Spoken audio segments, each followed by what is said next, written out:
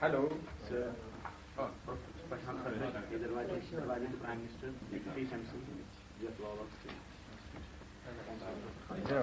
Thank you.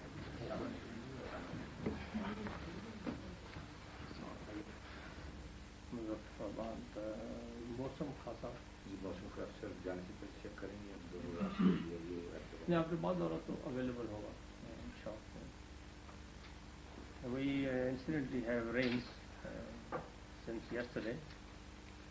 You might find it difficult to travel. We're used to it. Yeah. No, I don't think you are used to the roads like this. No, that's true.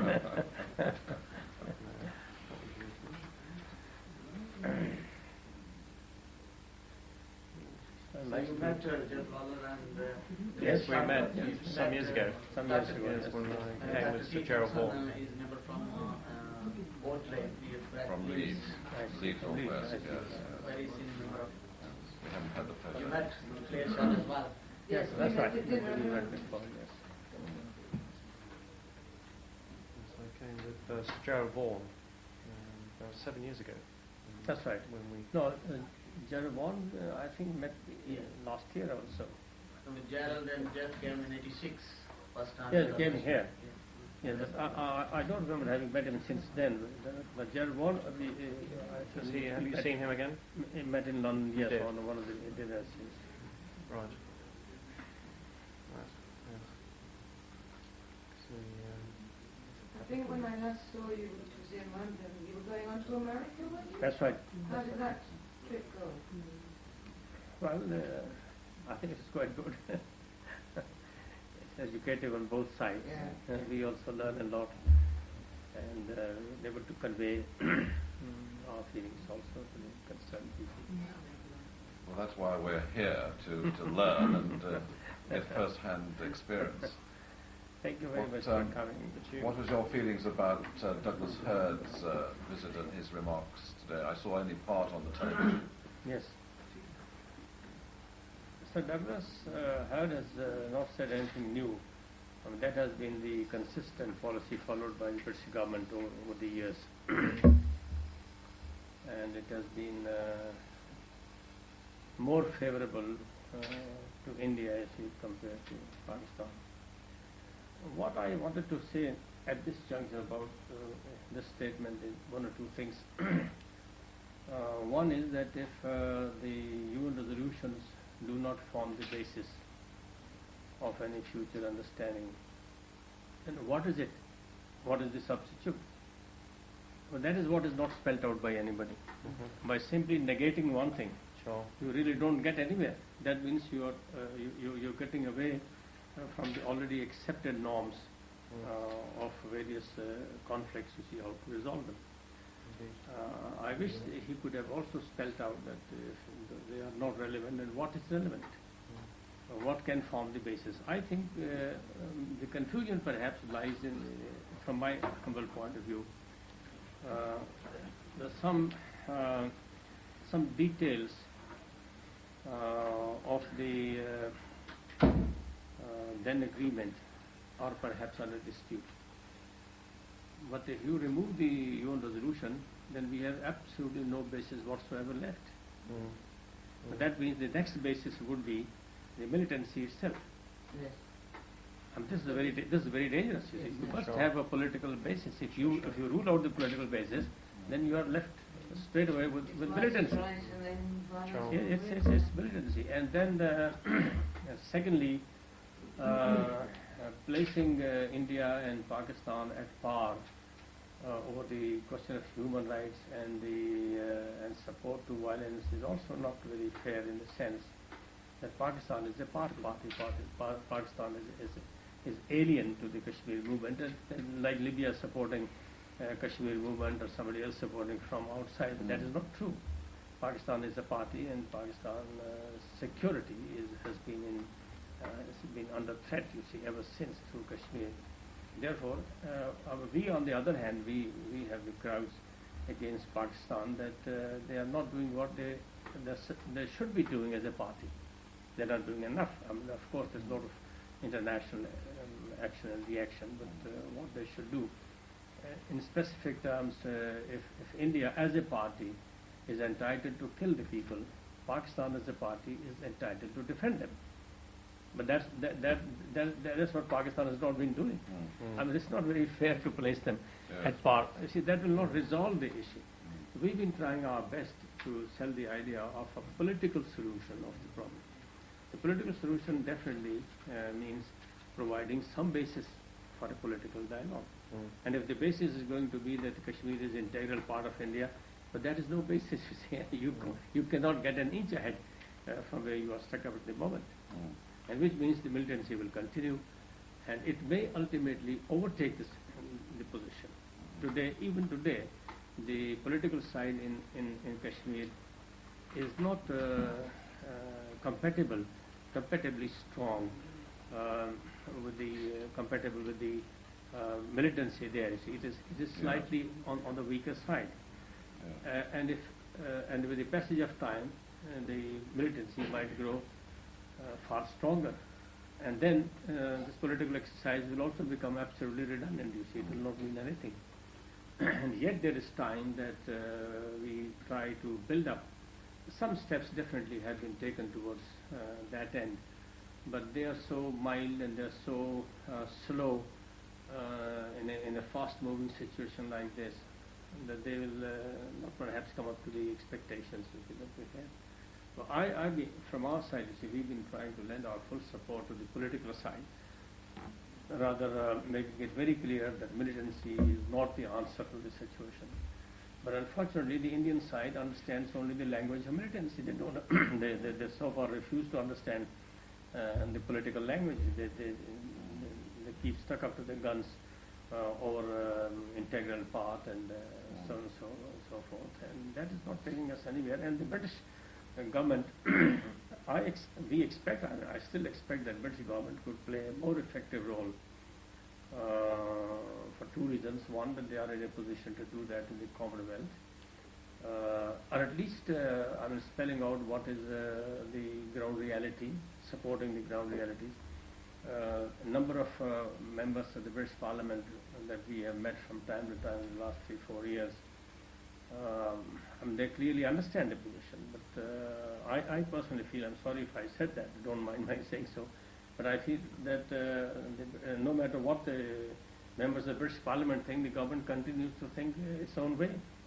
That is another contradiction, you see, which really makes us really worried about it. You see. And similarly, British government has the ear of the United States also, as we think. The Americans perhaps think that the British are the only experts of the subcontinent, therefore their word has a lot of weight with the Americans, and they could have played a more effective role in being very straightforward and telling the people what is right, what is wrong. Maybe not openly, but at least sitting at home, you see, this could have been. So the statement by Mr. Hurd has really hurt us a lot here. You see, it has not been received. Thank you very much. Well received, not been helpful to resolving the moving ahead with the problem. I would think the Foreign Office Doesn't view... be a little too curt about the altogether. Yes, but I would think the Foreign Office view would have been that since it's highly unlikely that the Indian government is going to accept the plebiscite idea, that it was better to press them to establish free elections and to cut back on the security forces and to end the human rights abuses, but above all to start a new democratic and free democratic system, than to go on with the repression that currently we have. But we understand that, of course, the Kashmiri groups across the control line wouldn't take part anyway, even if there were elections. I mean, I think Mr. Hurd has been sceptical about how far they would go towards elections, and he's trying to put pressure on the Indians to actually, commit themselves firmly and do something about the election idea. So we could have evolved some mechanism to address this problem also, in the sense that if we were clear, I said in the very beginning when this idea of election was floated this year, I said that we will support the idea of election provided the troops are withdrawn from population centers. Number two, the requirement of oath under the Indian Constitution is waived. And number three, it is supervised internationally. Right. Sure. Now, if these three conditions were met, I did not consult anybody, and I don't hold views for anybody so far. I mean, this has been my own personal opinion. But the idea really did catch up with the imagination of people all over.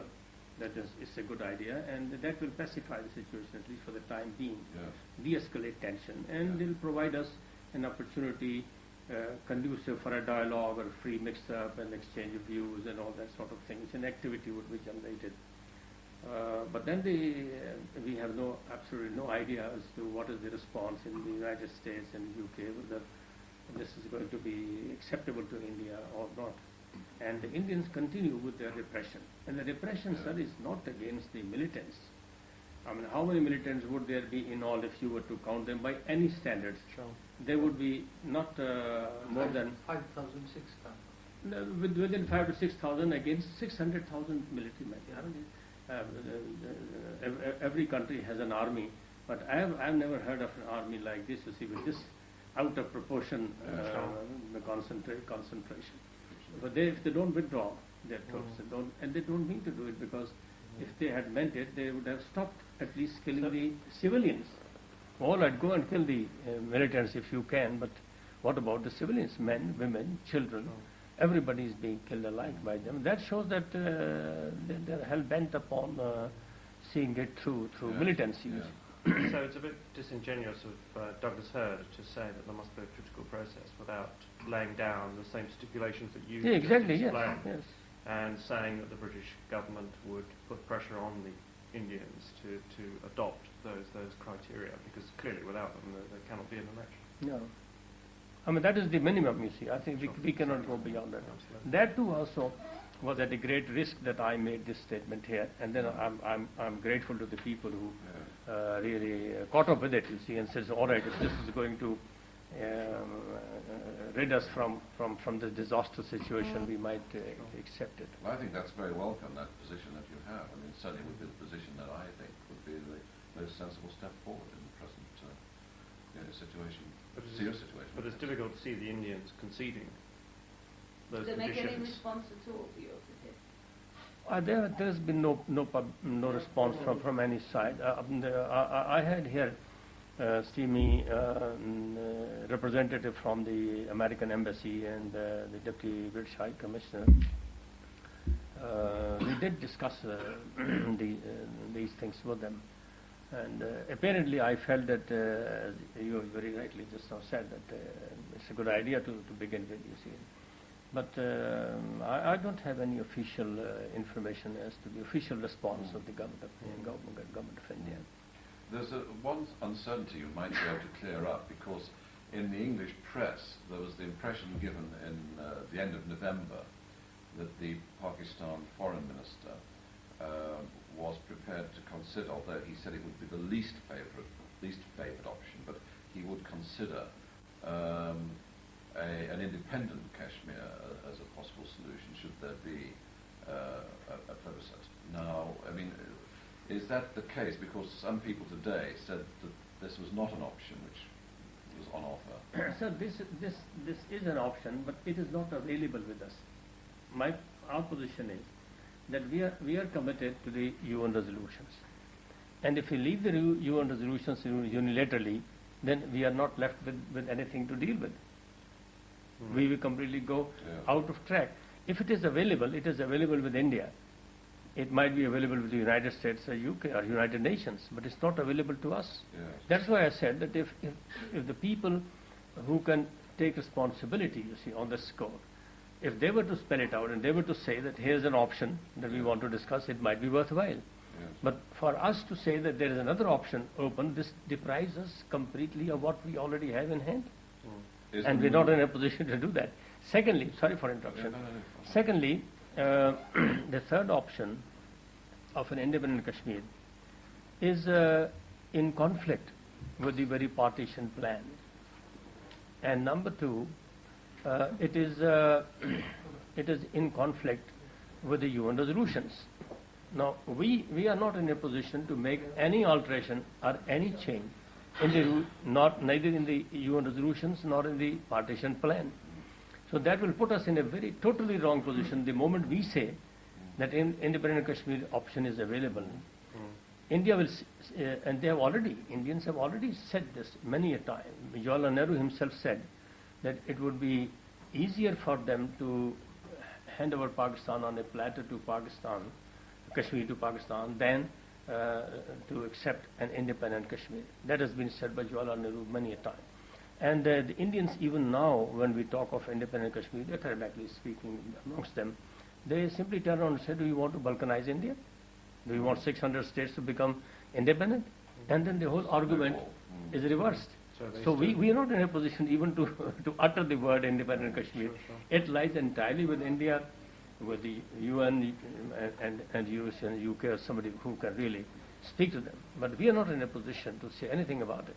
If there were elections, I mean, not necessarily plebiscite, but an election process was begun by India, what is the mood now? Is it that there's a general popular feeling of a plague on both your houses, that the militancy on one side and the Indian suppression on the other, that there might well be a reaction at the polls for an independence party? Would that come through strongly, the independence movement, in any election? So the people of Kashmir, unless they are sure as to the purpose of the election, no matter what party they belong to, they're not going to take part in election, unless they're very sure. Is this election going to be a substitute for plebiscite? Is this election going to further strengthen, enhance and restore the authority of the government of India on Kashmir? What is it going to do after all? That is why we made these suggestions, that if these three suggestions were accepted, then it would, without spelling out what it is going to be, it will make a situation which is non-committal on either side. And then the Kashmiris, elected Kashmiris, can sit together and say, all right, this is what we want, and that would be acceptable. Douglas Hurd did stress that, I thought, today in the press conference, that the Indians would have to make it absolutely crystal clear, not just that there would be an end to the human rights abuses, but there would be a serious function and role spelled out for those representatives of the public opinion that got elected. I think that he stressed that very clearly. The public would have to know in advance what it was that they were actually going to set up, what its function would be. If that is done, and that is done through certain mechanism, only the mechanism will ensure that this is what it is going to be. That is why we suggested all these things. Yes. If they're acceptable, yes. But if the administration elected in Kashmir by such elections was seen to be genuinely representative, Yes. And because of international observance of the elections, then it would make India's position considerably weaker, in fact almost untenable, to continue to fight if the view of the administration was either to go for independence or to accede to Pakistan. Yes, of course, I agree with you. But no one realistically expects elections. Beg your pardon? You're not expecting elections, are you? In the foreseeable No, future? no, not in the present situation. No. Not in the Well, present there's no situation. reason why India should concede them, because I mean, if it concedes No. the criteria you laid down, it virtually, it opens up a massive can of worms for themselves. And without this, it will be suicidal for the Kashmiris to accept elections. Exactly, absolutely. So they're not meant to be any Exactly. Not in the present situation in any case. Nobody's going to vote, nobody's going to come out. There's no preparations underway. Even No though they talked about preparation, April, no. So No, what then, no, no. What then is the role of the You international... need at least 6 months to see for those So preparations. what is the role of the international community then? What? So the international community has been,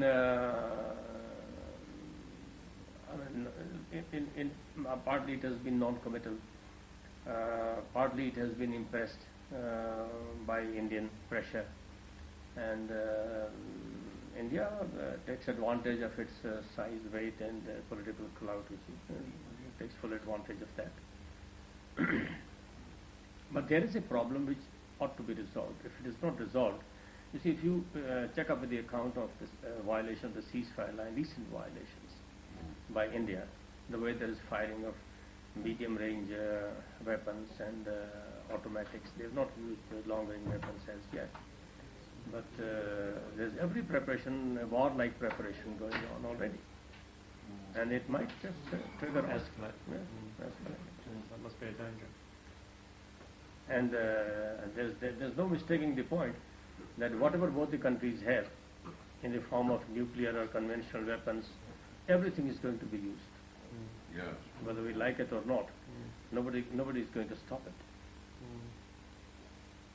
And the weak government in India, particularly at the present juncture, they might just go out of the way. Yes. If that happened, I mean, what would be the scale of the knock-on effect throughout the region? I mean, would, for example, it trigger the Chinese into taking some course of action? Sir, I don't think Chinese will, so far there has been no indication of their taking sides. They just want to keep out of it for the time being. They've been making friends with India, as you know, recently. And the best that they would do is to stay out of it. I don't think they would take part, I just said. But forces from Afghanistan would move across. Well, you see, it's not going to be restricted to one area. No. It's going to escalate Yes. much beyond that, beyond our immediate imaginations of what we imagine at the moment. That's what the West seems to me should be considering. We've got enough instability in Central Europe now, Yes. and we don't want another great region of the world Yes. of instability of that kind. Yeah. That instability might be contained over a period of time, but here, once it triggers off, Yeah. it's going to be the disastrous end of everything. Does Pakistan have any treaties with countries that would oblige them to come to your aid? I have no specific idea, sir, but we generally believe that there must be some understanding with some of the countries, like Turkey, for example, like Iran, like Saudi Arabia, and some of the countries immediately surrounding, whose interest is also in jeopardy. You see, if something goes wrong here. Yeah.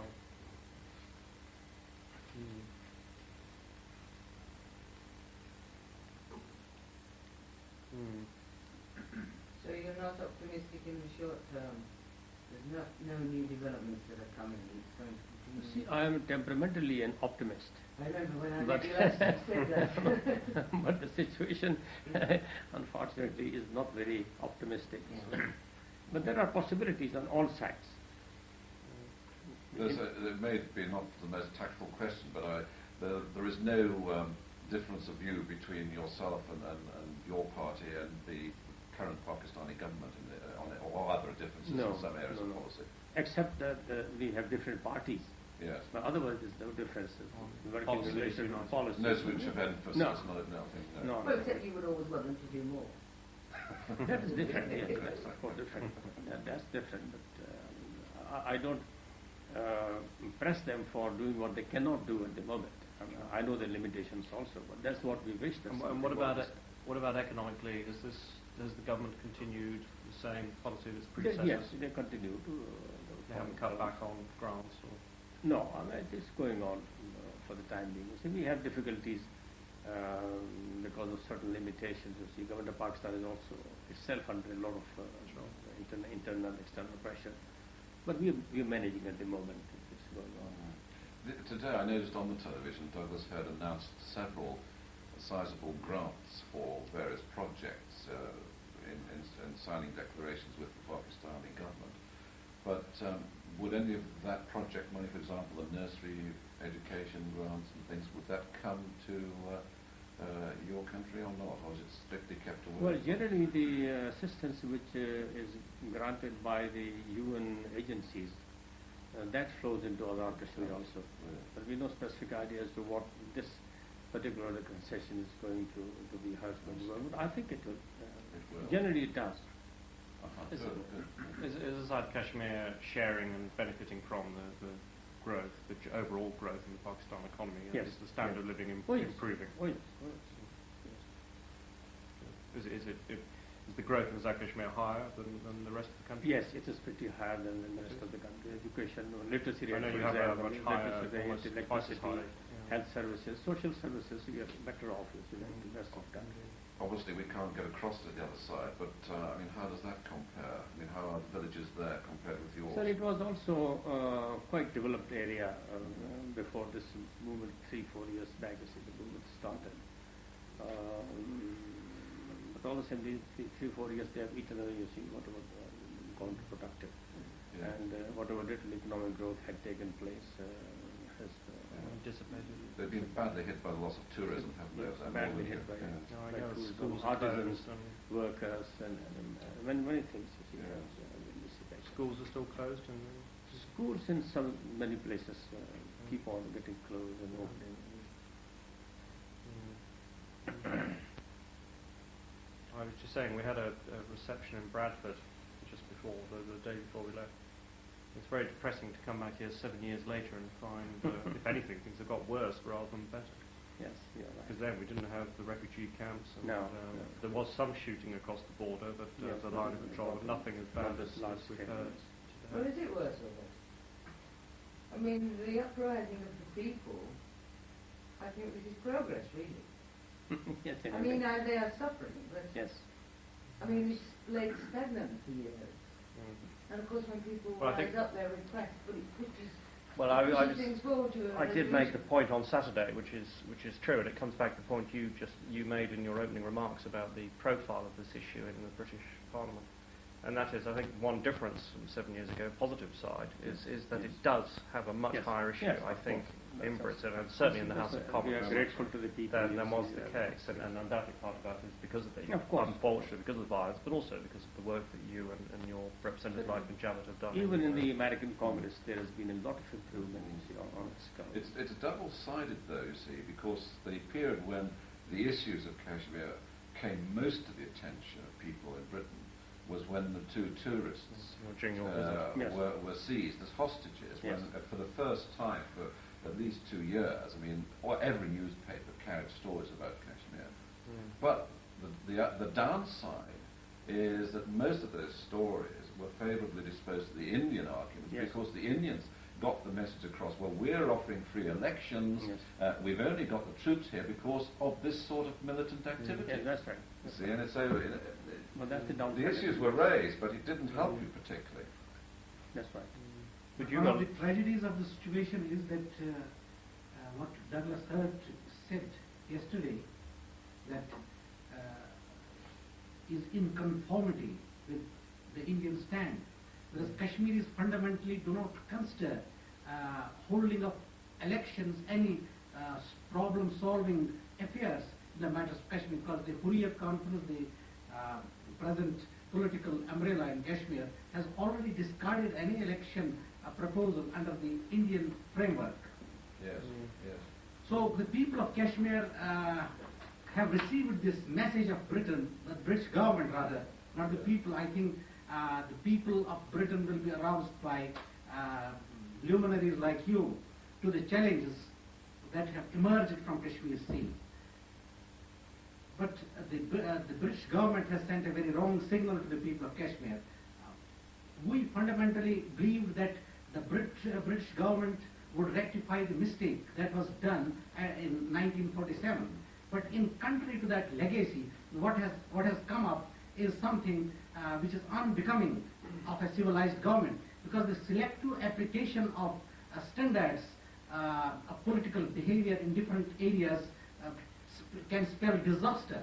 This selective application of UN mandate is also derogatory to the aspirations and the urges of the people in different parts of the world.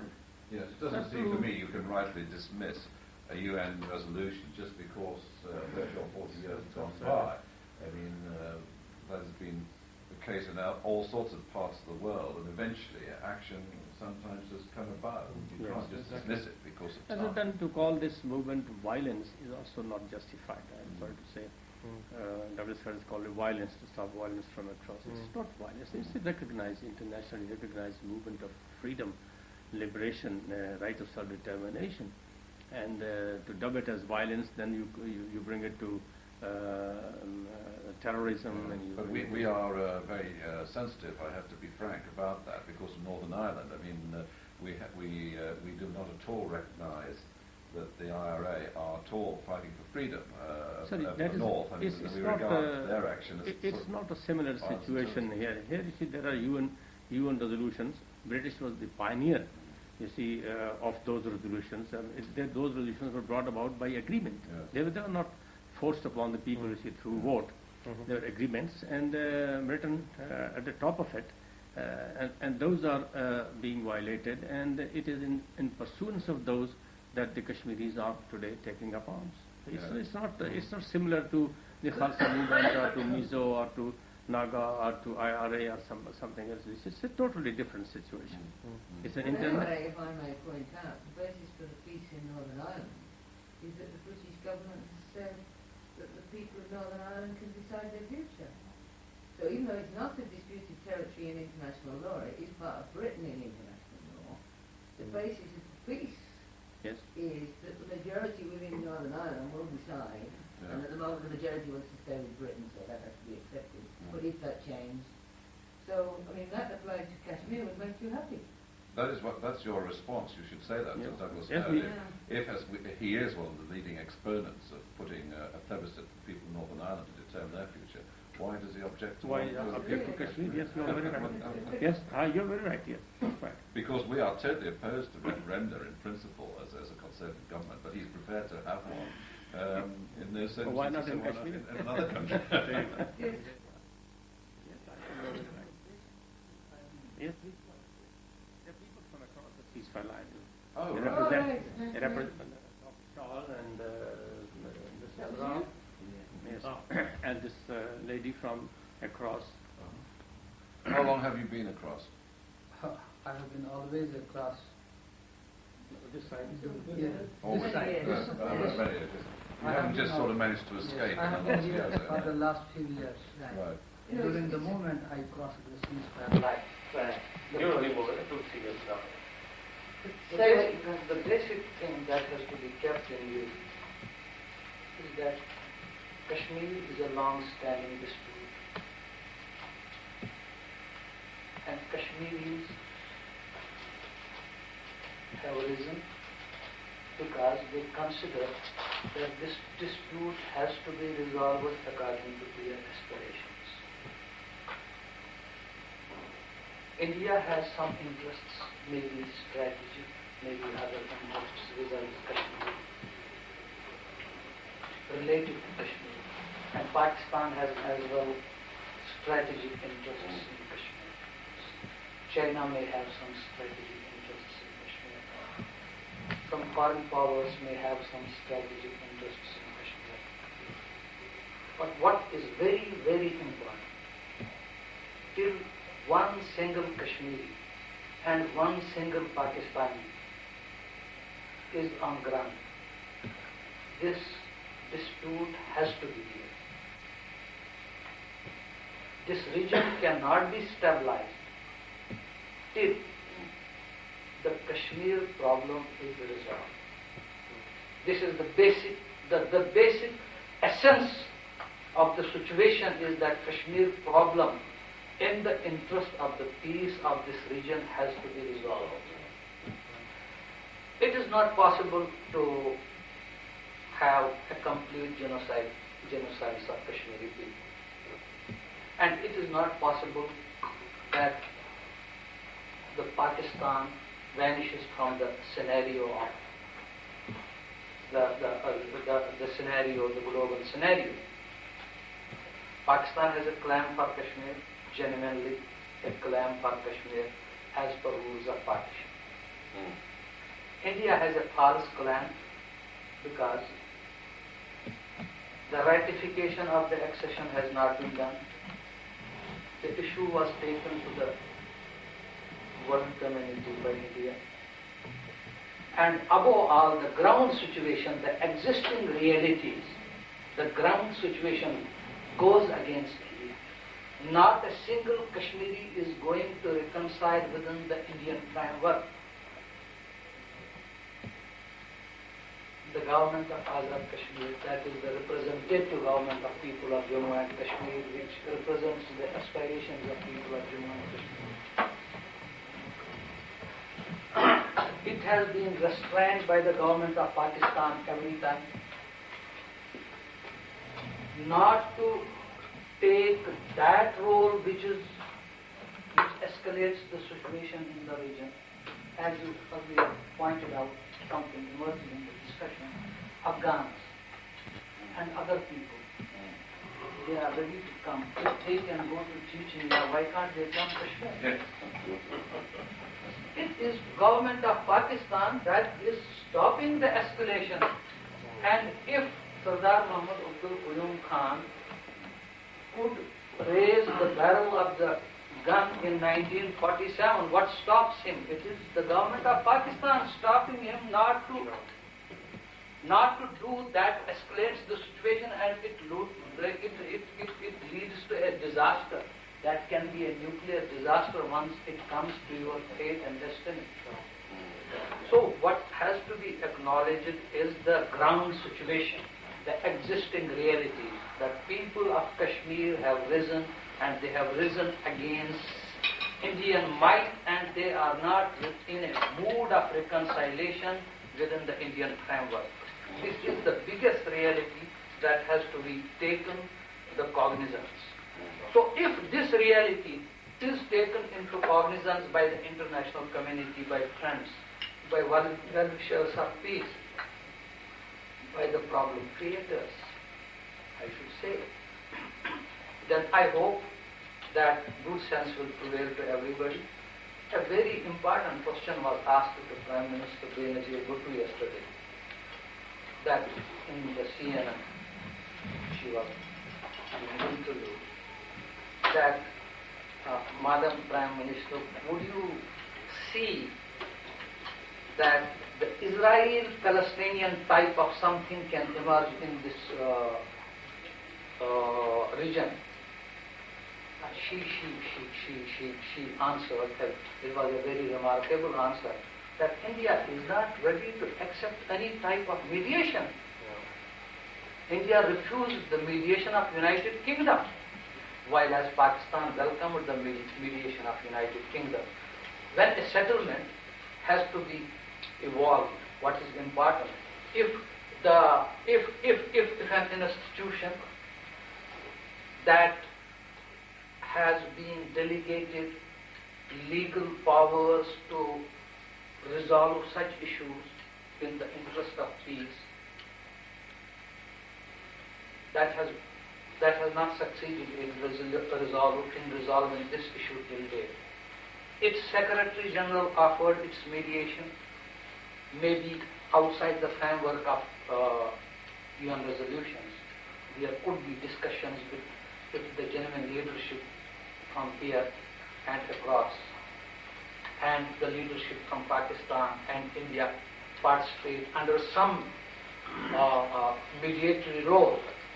Maybe it comes from United States, maybe it comes from the Secretary General, maybe it comes from His Excellency John Major. But the question is, the good sense is not prevailing. India is reluctant to endorse the existing realities.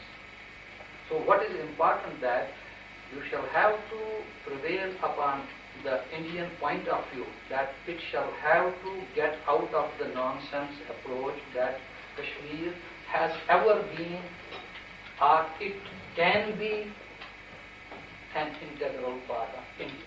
It cannot be, it is not, till a single Kashmiri is on ground. So any solution that has to be visualized, that has to be evolved, it has to be evolved beyond that concept. That is the concept of Indian framework. It has to be beyond that. And I think if people really intervene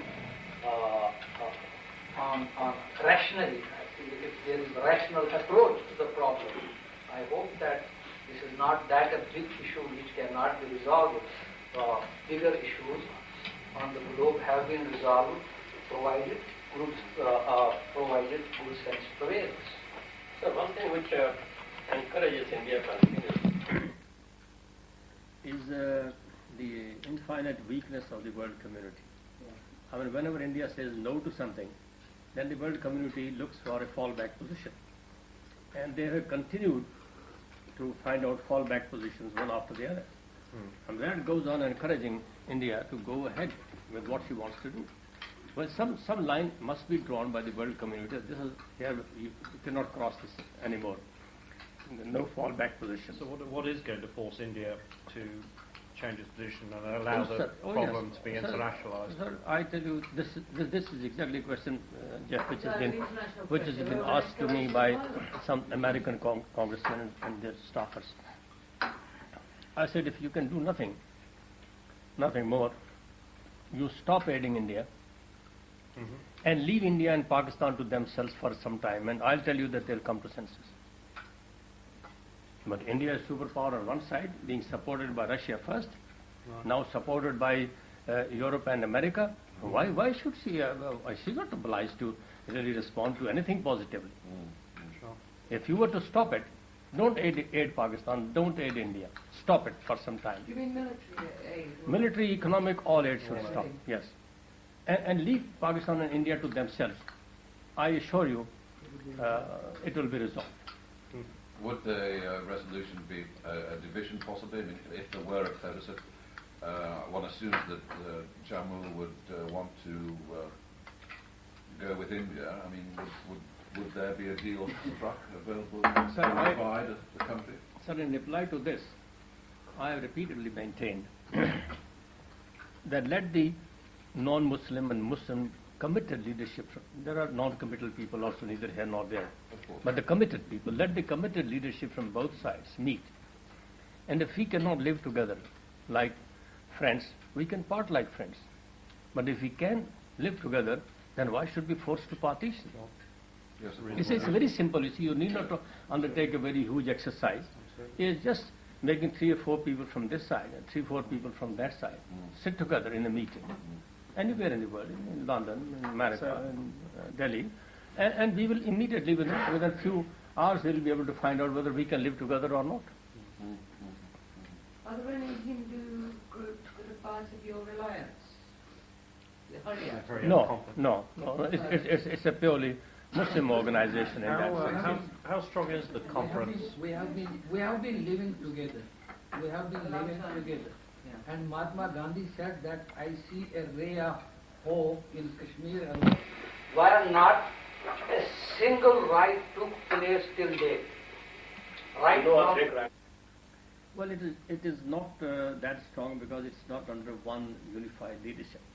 But in their programs, in their meetings, they have been able to provide collective leadership. And we from our side, we have said very clearly that we will support their unanimous views, whatever the views are, whether they conflict with our views or not, that's immaterial.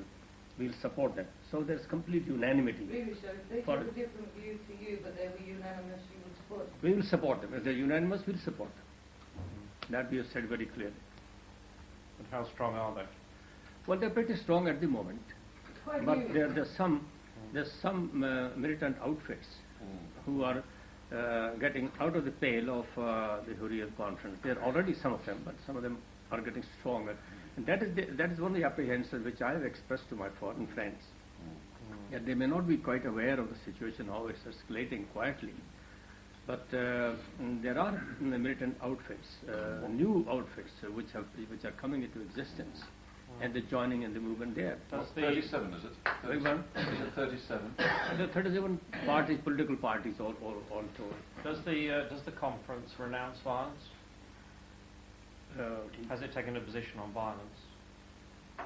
No, it is supporting the militant movement. You see, it is in support of the militant movement. So it hasn't renounced the use of violence? No. Why should it? How can it?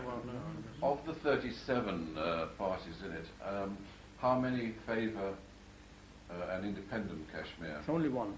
It's just one. All the rest All a the rest, union with Pakistan. That's the liberation. Yes, JKLO. Yes, but it's all hypothetical, sir. It's not. process has to It's start. not like us. We fought for accession with Pakistan. And we fought for identity. But for them, it's a question still in the melting pot, depending on the circumstances and situation. If they were given a choice to vote for India or for Pakistan, they would surely vote for Pakistan. But if there is some other choice, some other way was found out, we still do not know what it is going to be. For example, trusteeship, people talked of trusteeship. And maybe the Kashmiris, the leadership there accepts trusteeship. Yes. And we will support them. So like that, UN trustees. UN administration. UN And not trusteeship, UN administration. yes. Right. But only temporarily during the course Temporarily of for the some process. time. Yeah. But it would be a way forward. Yes, sure. But I have a submission in this behalf. The submission is that this is a premature question. One of the fundamental questions in Kashmir this time is how to end Indian occupation.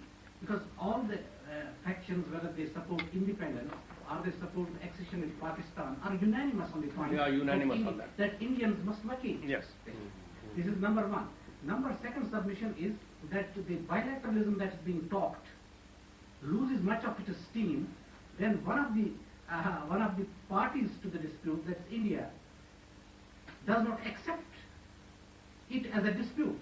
Therefore, there is no starting point of any discussion. So that's why we say that Kashmiris are the arbiters of their own fate. And unless Kashmiris are made a party to the whole process of negotiation, it is not acceptable to us.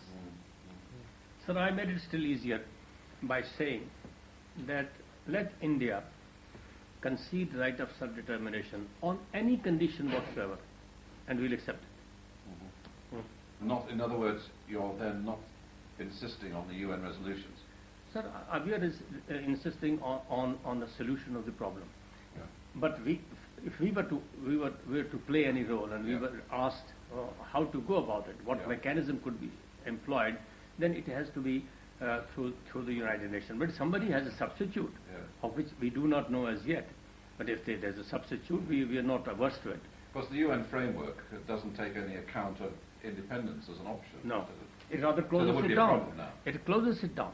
Yeah, In there's a the real second problem. resolution, on the behest of India and Pakistan and both sides of Kashmir, they closed down the third option and came only to two.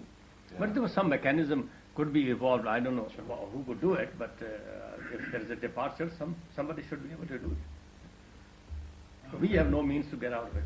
Just a point of clarification. You mentioned Jammu most likely favoring India.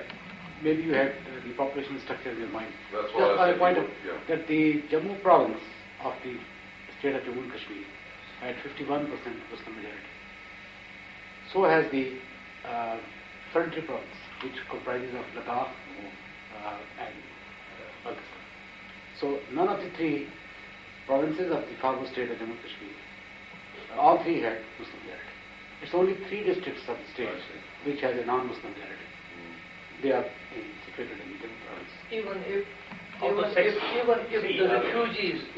the refugees are not taken into account, whose future is hanging in the various parts of Azad Kashmir and Pakistan, they are the part of the state. They are the part and flesh of the state. So if we take them into account, then Jammu region becomes a Muslim absolute majority state. So somebody points out that Hindus have got out of Kashmiri Pandits. So I have been answering that Kashmiri Muslims, they have been coming out of the state. They came out of the state in 1947, in 1965, in 1971, now in 19. It is a process. Maybe Kashmiri Pandits had to get out of the state only once. Maybe Buddhists of Kashmir may have to get out of the state. It is part of the game till the Kashmir problem is resolved. Yes, Yes. How tight is the control zone at the moment? I mean, are there people, refugees, still coming across with Not any many. violence this year? Not many.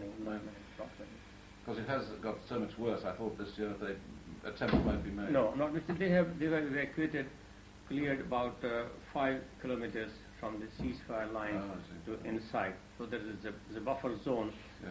which normally cannot be crossed by anyone. Yeah, right. And we also keep discouraging Do them. we get close enough to see that? Do we see? Can we see? do we No, see I that? afraid not, because you need a full day to travel up to the line of control and come back. Ah. Because of weather, it's impossible. 4 hours. But if you had helicopters, the weather was clear, you had helicopters, you could do it. But by road, it'll take you pretty good time. I don't think Even from Muzaffarabad, I thought It's 3.5 to 4 hours drive, one way. Muzaffarabad. Yeah, One way.